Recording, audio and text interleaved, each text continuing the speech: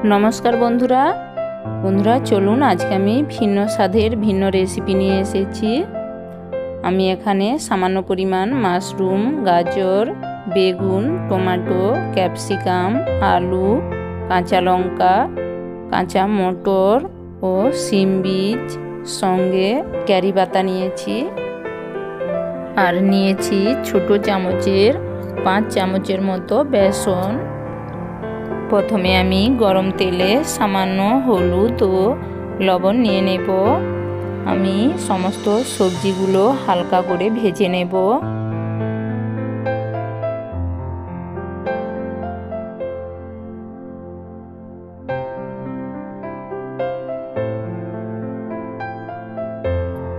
काँचा मटर और सीम बीजगुलो आमी किछुक्षण परे देब।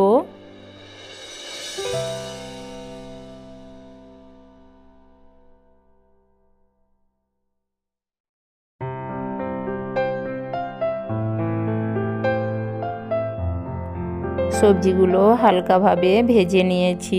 এবার আমি সবজিগুলো তুলে নেব। আমি আবার ওই কড়াইয়ের মধ্যে পরিমাণ মতো সাদা তেল নিয়েছি। গরম তেলে আমি হাফ চামচের মতো 5 ফোড়ন ও হাফ চামচের মতো কালো সরষে নিয়ে নেব।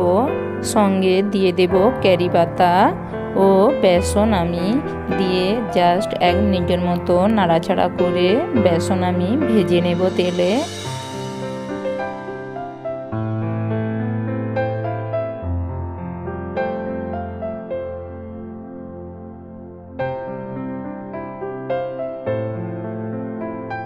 বেসনের মধ্যে পরিমাণ মতো হলুদ গুঁড়ো ও লঙ্কা গুঁড়ো নিয়ে নিচ্ছি।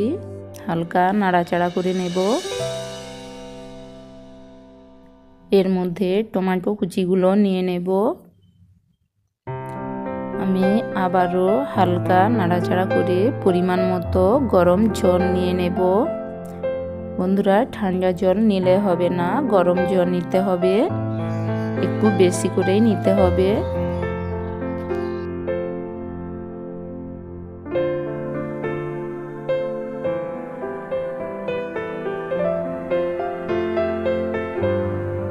ঝোলটা ফুটে উঠেছে। এবার আমি এর মধ্যে হালকা ভেজে রাখা সবজিগুলো দিয়ে দেব।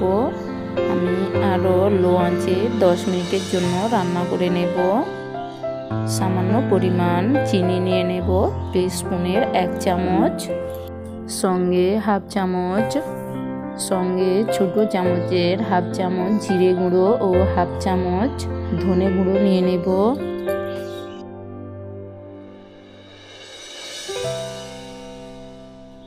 আমি আমার স্বাদ অনুপাতে সামান্য পরিমাণ লবণ নিয়ে নিচ্ছি, যেহেতু প্রথমে সবজিতে আমার লবণ দেওয়া ছিল।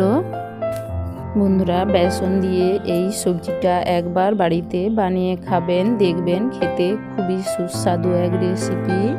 10 মিনিট পর ঝোলটা হালকা গাঢ় হয়ে গিয়েছে, রান্না হয়ে গিয়েছে। আমি নামিয়ে একটা পাত্রে নিয়ে দেখাচ্ছি।